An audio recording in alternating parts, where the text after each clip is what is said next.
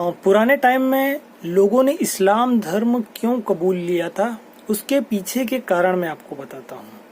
अब जल्दबाजी में बहुत सारे लोग कई तरह के कारण बना लेते हैं, तो मैं आपको अपनी कंप्यूटर स्क्रीन पर ले चलता हूँ।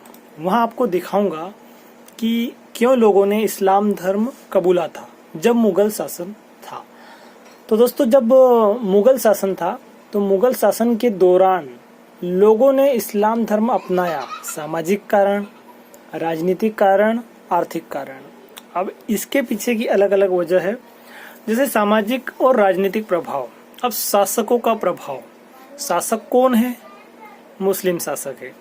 अगर वो मुस्लिम शासक है, उनकी सत्ता में मुस्लिम समाज को प्राथमिकता मिलती थी। इससे लोग स्वेच्छा से या व्यवहारिक कारणों से इस्लाम अपनाने लगे। अब सामाजिक प्रतिष्ठा। इस्लाम स्वीकार करने से कुछ लोगों को समाज में उच्च स्थान मिल सकता था, खासकर निम्न जाति के लोग जो थे, हिंदू, उनको। आगे ऐसे ऐसे कारण आएंगे जिससे लोगों को सीखने की आवश्यकता है, वो भी पढ़ेंगे। अब है आर्थिक कारण। जमींदारी और नौकरियों में लाभ। कैसे? प्रशासनिक सेवाओं और व्यापार में मुस्लिम समुदाय को अधिक अवसर मिलते थे। इस कारण कई लोगों ने इस्लाम अपनाया ताकि वे इन अवसरों का लाभ उठा सके। अब एक मुख्य कारण था जजिया कर से बचाव। अब ये जजिया कर क्या था? जैसे गैर मुस्लिमों पर विशेष कर जजिया लगाया जाता था, जो मुस्लिम नहीं थे उन पर, जिससे बचने के लिए कुछ लोगों ने इस्लाम अपनाया था। कुछ यानी बहुत ज्यादा संख्या में, क्योंकि आर्थिक स्थिति लोगों की खराब थी। व्यापारिक लाभ। अरब, फारस और मध्य एशिया के व्यापारियों से जुड़ने और बेहतर व्यापारिक अवसर पाने के लिए भी कई लोगों ने इस्लाम अपनाया था। ठीक है। अब धार्मिक और सामाजिक समावेशिता, इसमें थोड़ा आप देखिएगा, गौर कीजिएगा। अब था सूफी संतों का प्रभाव। उस टाइम पर सूफी संत ज्यादा चलते थे। भारत में सूफी संतों ने इस्लाम को प्रेम, भाईचारे और भक्ति भाव से प्रचार किया। जो आज के टाइम पर जो अलग अलग तरह के धर्म गुरु अपना प्रचार करते हैं, उस टाइम पर सूफी संत करते थे इस्लाम का, जिसमें कई लोग प्रभावित हुए और इस्लाम स्वीकार किया। ये जबरन नहीं था। जाति व्यवस्था से मुक्ति बहुत बड़ा कारण है दोस्तों। अभी के टाइम में भी बहुत सारे लोग हिंदू धर्म से कन्वर्ट होकर अदर धर्म में जा रहे हैं। उसकी मेन वजह जाति व्यवस्था से मुक्ति। हिंदू समाज में कठोर जाति व्यवस्था थी, जिससे निम्न जातियों को भेदभाव सहना पड़ता था।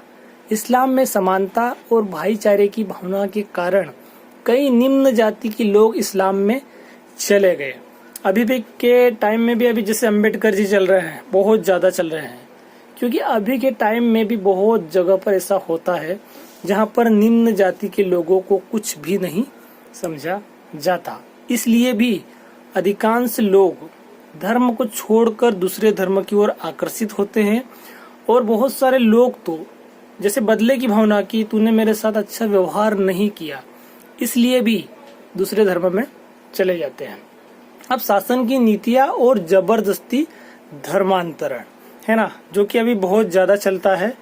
कुछ शासकों जैसे औरंगजेब बहुत चर्चा में है, के शासन में जबरन धर्म परिवर्तन के भी कुछ उदाहरण मिले हैं, कुछ उदाहरण, लेकिन यह बड़े पैमाने पर नहीं था, क्योंकि उस टाइम पर उनको इतना समय नहीं था जो युद्ध वगैरह चलते थे, पर जबरदस्ती भी धर्मांतरण होता था। मुगलों की प्रशासनिक नीतियों के कारण कुछ लोग इस्लाम अपनाने के लिए प्रेरित हुए। अब इसका निष्कर्ष ये है, मुगल काल में इस्लाम अपनाने के पीछे मुख्य रूप से सामाजिक समानता, आर्थिक लाभ, राजनीतिक सुरक्षा और सूफी प्रभाव जैसे कारक प्रमुख थे, जिसके कारण लोगों ने इस्लाम अपनाया। हालांकि यह परिवर्तन पूरी तरह से बलपूर्वक नहीं था, पूरी तरीके से नहीं था, लेकिन कुछ कुछ था, बल्कि अधिकांश मामलों में सामाजिक और व्यक्तिगत कारण से हुआ। तो इस तरीके से जो पुराने हिंदू थे, उन्होंने इस्लाम कबूल कर लिया था।